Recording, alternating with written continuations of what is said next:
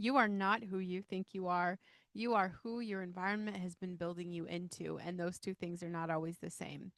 The thoughts you think most often, the beliefs about what is possible for you, the automatic responses to the challenge, that default setting on your self worth, or the ceiling that you keep bumping your head on, almost none of that originated in you.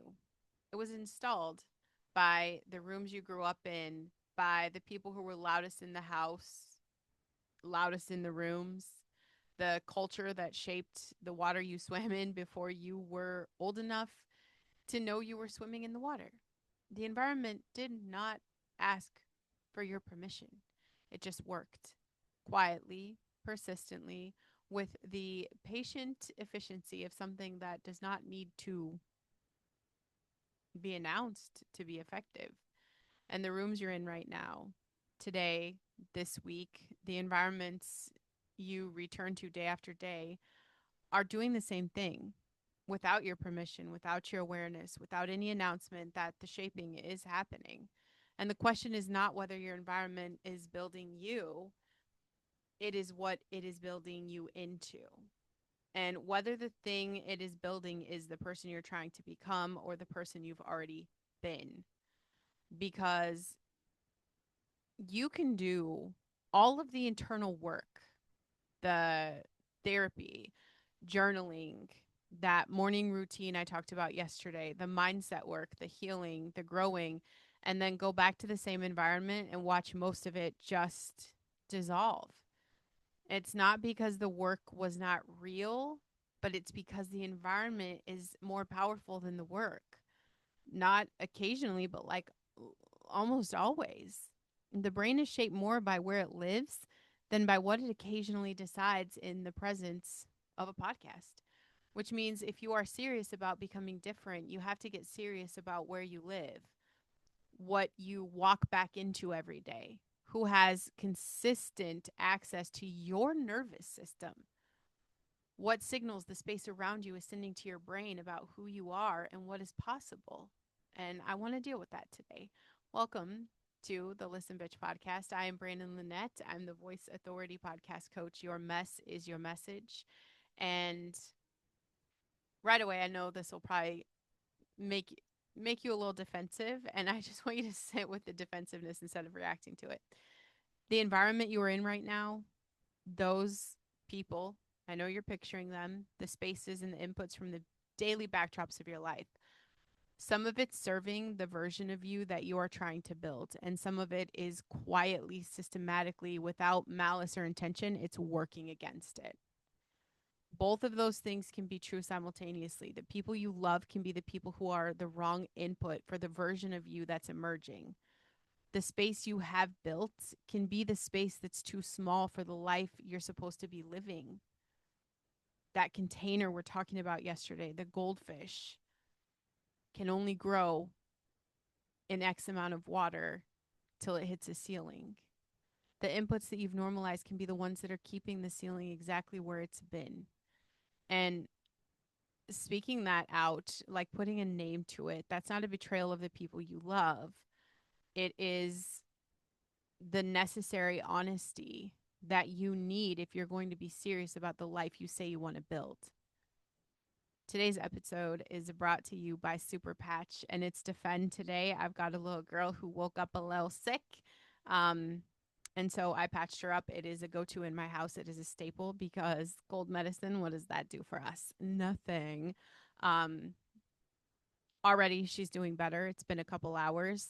But instead of, a week of being knocked out, she's a little tired, resting up, and hopefully tomorrow she is back on track. But also defend because this episode is about protecting something. It is that version of you that's emerging.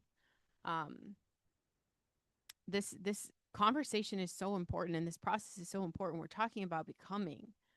Yesterday, we're talking about becoming. I want you to protect the new you that is emerging, and your brain is trying to build new architecture, right? In that environment that keeps pulling it back towards the old self. We talked about that yesterday. Defend is what our whole family reaches for when we need the immune system supported. You guys, there's no drugs, There's no ingredients. It's vibrotactile technology telling the body to stay ready for what's coming at it. And that's the metaphor and the reality. You need to defend the becoming. Your brain is not processing your environment, it is your brain's being processed by it. And that distinction is very important. The common assumption is that you move through your environment and you encounter it and you respond to it and you are the active agent, and the environment is just supposed to be the passive backdrop. Neuroscience says the exact opposite. The environment is continuously, actively below the level of your conscious awareness, and it's shaping the neural architecture that determines how you think, what you believe, what feels possible, and what automatic responses fire when life asks something of you. The technical term is environmental priming. That's the word for it. The brain, in its constant effort to predict what is needed next, uses the environment as its primary data source. The physical space you're in, the sounds around you, the emotional temperature of the people nearby, the visual cues that surround you, all of it is being processed continuously, and it's used to calibrate your expectations and your emotional state and your sense of what is safe and what is possible. And it's not a conscious thing, it just happens automatically. Before you have thought a single thought, your environment's already told your brain what kind of day this is going to be and what kind of person you are inside this day.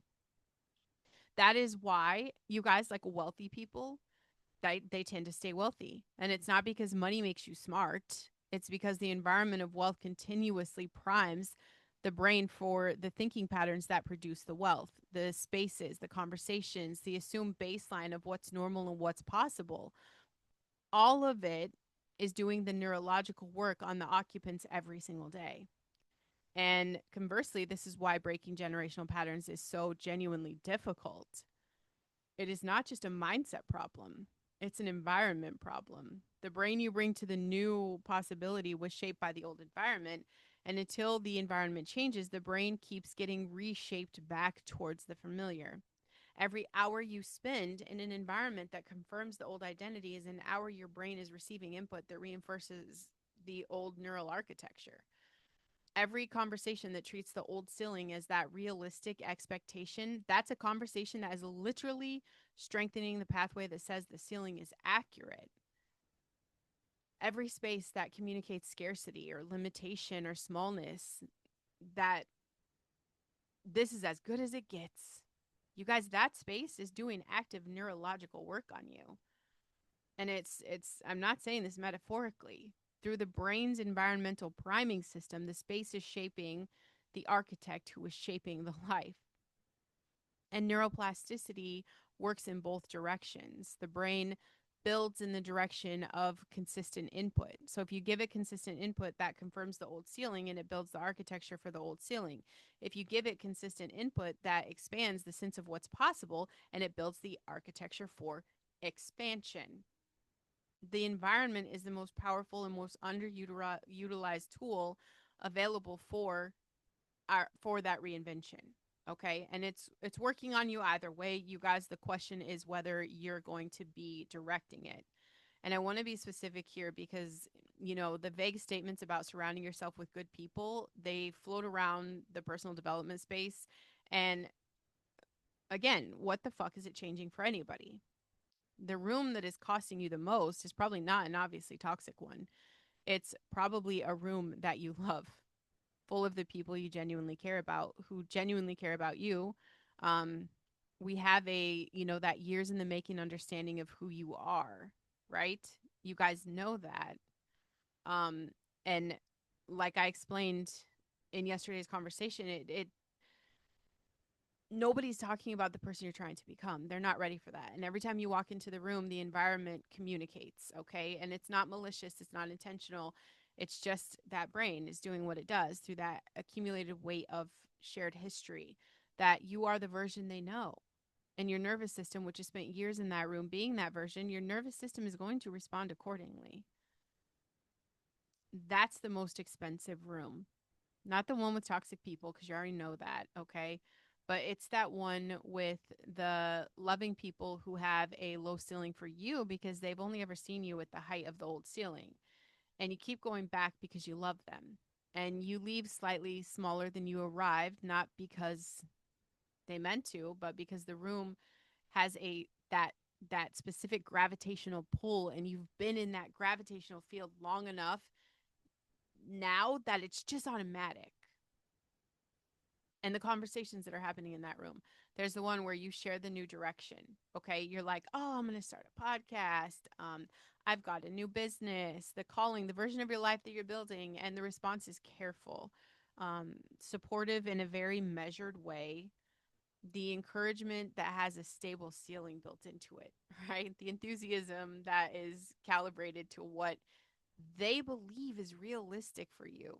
And you leave that conversation feeling deflated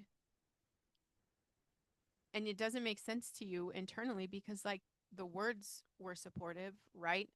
It is that frequency under the words, that unconscious communication of their belief about what is possible for you. And their belief in that moment became the loudest input in the room.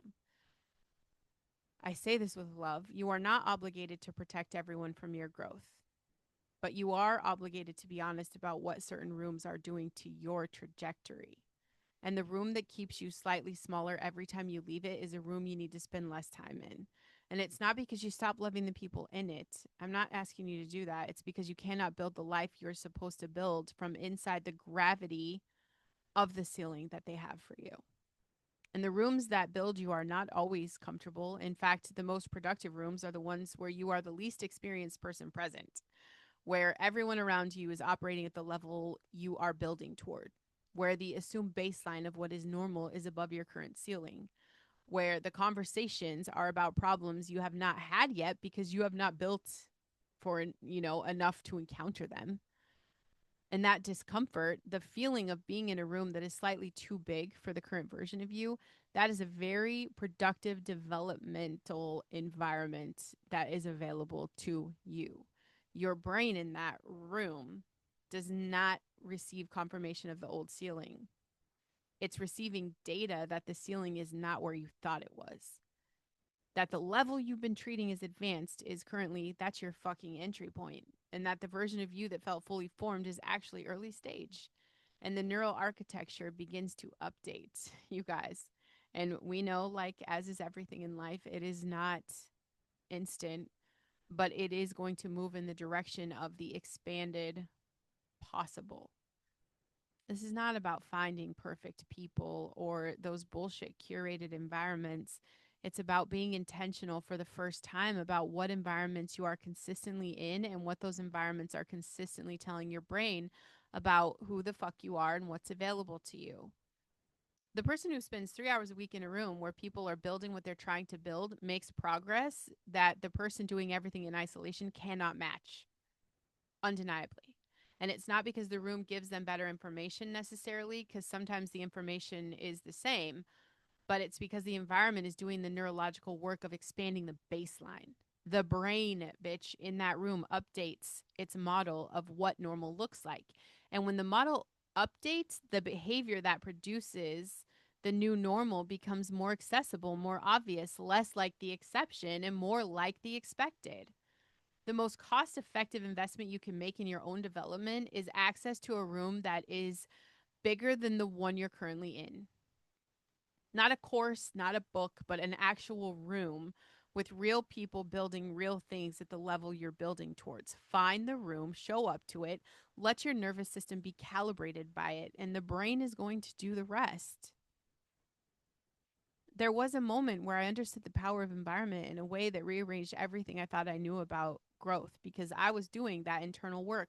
For a long time I was getting all the information, reading, learning, processing, development, like the kind of work that happens mostly in solitude. In the journal, in my podcast episodes, in private conversations with God about the direction and the calling and dear God, I fucked up. Are you sure you want me to do this? All of that. And I'm growing, I can see it, but the growth had a ceiling that I couldn't identify and couldn't seem to break through. And I kept doing more of the same work harder and getting more of the same incremental result. And then I got into a room with specific people who are building at a level I only thought about from the outside. And what happened to my nervous system in that room, because it's honestly the best description of environmental priming I have personally experienced. Within 20 minutes I felt the ceiling change.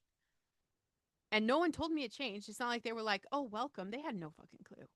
But it's because the environment was communicating through the conversations being had and through the problems being discussed, through the assumed baseline of what was normal in that room, that the ceiling I'd been operating under was not a ceiling at all. It was a floor. The level I had been treating as advanced was where these people started. The version of what was possible that I'd been working toward was the entry point where they were operating. My brain did not know what to do with that for several minutes. Honestly, the data was too inconsistent with the existing model. And then something shifted. I had the model update and it wasn't complete. Bitch, that takes time. You know, we're going to talk about reps and practice. So it wasn't complete, but it was enough. Enough. The ceiling I'd been bumping my head on for months, it lifted in about 45 minutes of being in the right room. You guys, I didn't learn anything new. It's because the environment told my brain something true that the old environment had never communicated. I have been intentional about my rooms ever since. I spent some time with someone the other day who'd spent 8 years doing the best work he could in that same environment. He's a coach, very skilled, and he has real methodology and real results. Like he has this incredible structure. I was in awe, and he has a message that's been developing through those 8 years, and it's fucking powerful. And he was in a community of coaches who were collectively keeping each other at a certain level. I don't think it was intentional, obviously not malicious. They're putting time into this, and the conversations are supportive, the relationships are real, but the environment had an implicit agreement about what was realistic, what was worth charging, what was achievable, what was normal, and the implicit agreement was limiting everyone in it. And he didn't know this until he got into the new room. Okay. And you know, he's like, I thought I was doing well until I saw what doing well actually looked like. And that was just changing the narrative. And then I realized I'd been operating in some, you know, someone else's limitation for years. And he called that the ceiling. Someone else's limitation. Called it the ceiling. This is the room problem in one sentence. And I hope you guys cannot hear my phone blowing up because I totally forgot to hit do not disturb. You do not know the ceiling in is not yours until you're in a room where the ceiling doesn't exist. And by the time you get in that room, you've probably spent years, very, you know, significant, irreplaceable. I mean, bet you're not going to get them back, but you've spent years building inside a constraint that was never actually structural. It was just that environment. And that was the agreement of the room you were in, you know? There your voice, your voice when you step into a new room, you discover a new range. That's what happens. You finally step out of that limiting room. And this is what my friend did. The range in his voice changed. The confidence in the message changed. There was an absence of just this like apology personality that 8 years of being in the wrong room kind of installed. That quality was not something he had to manufacture. It was already there. And now that he finds his power, all he ever really needed was the right environment to activate it. You need the right room to activate your voice. And the physical rooms, okay, they're not the only environment. The digital one is running the same program. What you put in your ears on the commute, what you watch in the evening, what accounts you follow, and what content they're feeding your brain about what's normal, what's possible, and who people like you get to be. All of its environmental input, all of it is being processed by the brain's priming system. All of it either is expanding that baseline or confirming the old one. The news cycle is an environment, and it is specifically designed, as we've talked about before, um, but in the context of this environmental priming, it's to calibrate your brain towards fear, scarcity, and threat, and helplessness of a population that's being acted upon by forces too large to influence. That's not an accidental byproduct. That is the product. A brain primed by the news cycle is a brain that does not feel safe expanding. It does not feel safe taking risks. It does not feel like the environment is one where the new thing could work. And a brain that does not feel safe expanding does not build what it was made to build. The social media feed is an environment. The comparison loop we talk about is environmental priming running at scale. Thousands of data points per scroll, calibrating your brain's model of where you rank, what you have, what is normal, what is missing. And the model it builds from the data is specifically, deliberately engineered by people who understood the algorithm, calibrated toward the feeling of lack, because lack drives engagement. And engagement drives revenue, and revenue is the product, and you are the raw fucking material. The conversations you have most often are an environment. The friend who talks about why things do not work, the family member who surfaces the risk in every opportunity, the colleague who's made peace with the ceiling and is now gently inviting you to do the same. Come in, the water's fine. Those conversations are not neutral. They are input and they are being processed. They are shaping the architecture, and the architecture is producing the life. You do not have to be cruel about any of this. You do not have to leave everyone. You do not have to curate your life into a sterile bubble of exclusively positive input, but you have to be honest, brutally fucking honest about what your consistent inputs are doing to your brain's model of what is possible.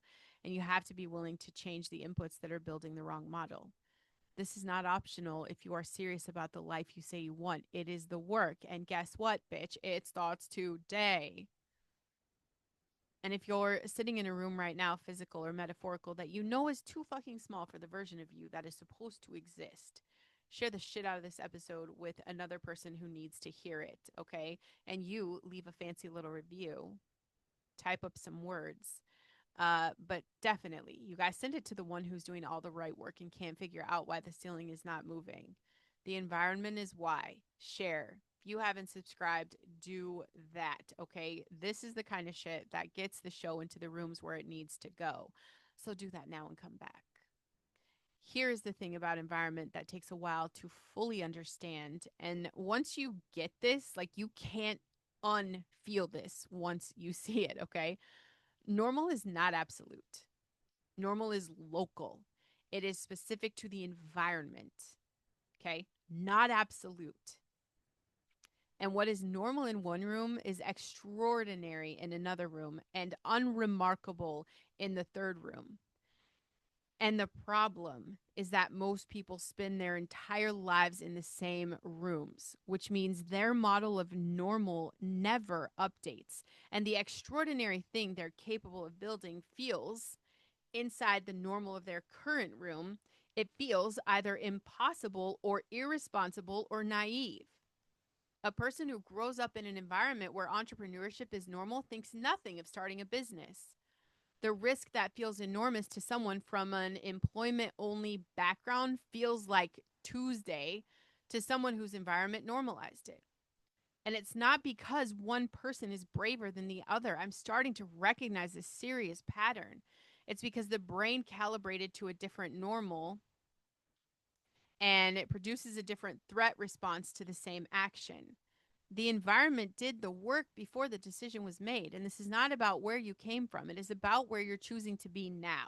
We can't change the past. So fuck yesterday. Where do you start today, right now, in the next 30 days, in the rooms you're going to walk in, the inputs that are going to feed your brain, and the baseline you're going to allow to be recalibrated by consistent exposure to people who are building at the level you're building toward? You cannot think your way to a new normal. You have to be in a new normal long enough for the brain to accept it as the new baseline. And that requires the room, the actual room, the actual people, the actual consistent exposure to the expanded possible. This is not a fucking option. This is the mechanism. And the mechanism is available to you right now. And this is the thing about Jesus that gets missed in like every conversation about his ministry. He was extraordinarily intentional about his environment. Y'all, he handpicked the 12 people who would be in his primary environment. He did not take the most educated, he did not take the most credentialed, he did not take the most socially approved. He took the ones whose capacity matched the assignment. He put them in an environment. 3 years of daily proximity to the most extraordinary version of human potential that has ever existed. And he let the environment do what the environments do. It shaped them, it calibrated them. It expanded the baseline of what was normal to include the rising of the dead and the feeding of the thousands and the walking on the water. They did not do those things because they were inherently more gifted than anyone else. They did them because they'd been in the room. The room that normalized the miraculous, the room that expanded the possible to include things their previous environments had not contained. The environment did the work that the information alone could not do. And then he withdrew. When he went to the mountain to pray, when he stepped away from the crowd to be in a different environment, he was doing the same thing. He was teaching. The environment you return to for refueling matters as much as the environment you occupy for work. Both are shaping the architectures, both require intention. He also knew which rooms to leave.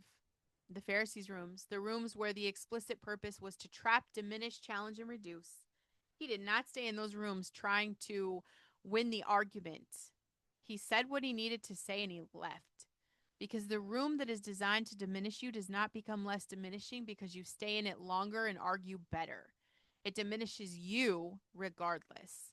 The only winning move in a room designed to make you smaller is to fucking leave it.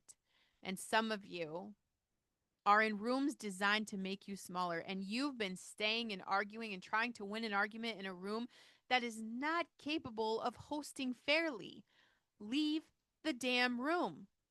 And you don't even have to do it in anger, just with clear eyes and an understanding that the room is doing what it was built to do and you have a different building to be in. Bye, bitch. Bless and release. Audit your environment this week and ask the specific question. Is the building, this building, is am the person that I'm trying to become, or is it reinforcing the person I've been? Not with judgment, a spectrum, like for each significant environment in your life, okay? Like the primary relationships, the work context, your professional context, the digital inputs, the physical spaces. Ask the question and be honest about the answer. You're looking for the inputs that are consistently, reliably below the ceiling you're trying to break through. Those are the ones that need to change. Then identify one new room to get into in the next 30 days. I mean it. I know you heard this yesterday, and I'm showing you a different perspective, and it has to happen now. This has to be the room where people are building at a level you're building. Whether it's a community or a group or an event or a context where the assumed baseline is above your current ceiling. One room, stay in it, let your nervous system recalibrate what normal is, and your brain will do the rest. And that digital environment, which is the one most people underestimate because it feels, I guess, less real than the physical one, but it is still running the same neurological program. Do one specific thing today. Unfollow 5 accounts that consistently produce the feeling of limitation. Um, get rid of the news sources that are priming fear, the comparison accounts that celebrate and calibrate to inadequacy, the content that is entertaining but is not building the architecture you need. 5 accounts today, replace them with 5 accounts of people building what you're building towards. The brain updates based on consistent input. If you change the input, you change the model. You change the model. And I have these conversations with people every single day in my interview show. They have spent so much time with the same colleagues and the same conversations and the same agreement about what's realistic and what's appropriate. And On the outside, they're genuinely good. But on the inside, so many of these people are realizing these environments are not shaping who I really am called to be. And everybody has a calling, a very specific one, no matter how you're going to use that. No matter how you're going to use that, recognize the room you're in and recognize whose life you're living. Is this yours? Or are you trying to fit in a room that was never meant for you? And these conversations I'm having, they don't realize how much of their brains have been dedicated into fitting into the wrong room. And once you get into a room that is good for you, you can feel the difference. It is tangible. And there is space suddenly created where there wasn't space anymore because the ceiling disappears. I want the right room for you. It doesn't just calibrate not just to your thinking, but to your nervous system too, that physical, neurological, literal architecture of the brain that is building the life. The right room creates the space, and in that space there's space of a brain that is no longer dedicating its resources to fitting somewhere it was never meant to fit. The thing you were always supposed to build becomes possible. You have been fitting yourself into rooms that were not built for you for years. Maybe it's even decades. And the fitting has taken a toll that you've been calling something else. It's giving you the stress and the burnout. You're recognizing this in the difficulty of the work or the challenge of the season, and it's none of that shit. All that's bullshit to this. It is that neurological cost of compression of a person operating at reduced capacity because the environment is receiving 20% of the available resources and the fitting is receiving the rest. Let me help you build the room. That is what I do. However, you need to use your voice, your mess is your message. And we're done being compressed in the wrong rooms. Let's create the voice and the platform that creates the space that your brain's been waiting for. You cannot build the life from inside the rooms that produce the old version. The environment is the work, and the right environment is available to you now.